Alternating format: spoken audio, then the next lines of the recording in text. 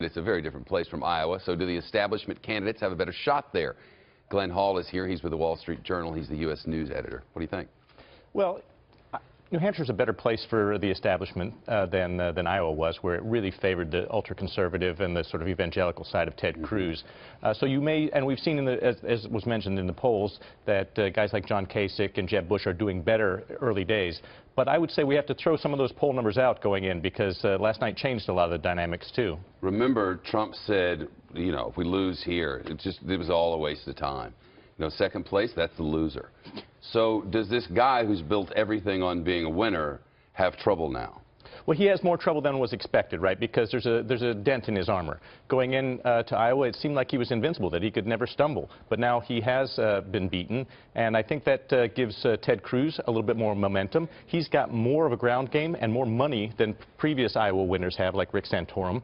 And other guys like Rubio are coming on strong from below. So I think there's a real chance that he's wounded, but not sufficiently to lose. The Twitterverse was very upset as Donald Trump took like 12 hours or something off. And since he's been on quite a tweet storm, and the most recent we will bring to your screen now from Bat 6. And here it is. Anybody who watched all of Ted Cruz's far too long, rambling, overly flamboyant speech last night would say it was his Howard Dean moment. Go Trump, go. Yeah, well, I guess that's one way to try to call out your biggest rival, you know, line him up with the previous loser. But, you know, he was quiet, and initially he was gracious, Donald Trump was. Last night.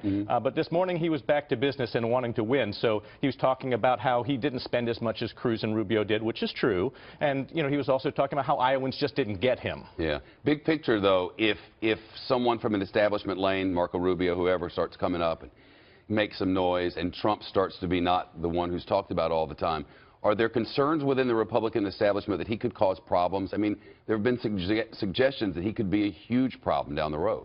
Well, you remember at the beginning there was this whole debate about whether he'd run as an independent, and he said that he wouldn't. Well, I mean, that's what he said. I don't know. Do you know? Nobody can know yet, right? Can know yet. I think that's right. Yeah, and that would be problematic, I suppose. And then what about this whole idea that Mayor Bloomberg might step in there? Is that still something that's top of mind, or is it too soon? I haven't been hearing as much chatter about that. It got a little bit of buzz at the beginning. He would certainly cause a trouble. You can remember this other times we've had independents come in and they siphon votes from other establishment candidates and change the whole dynamic of a race. That could happen, but so far I don't see the signs that it is going to happen. Glenn Hall from Wall Street Journal.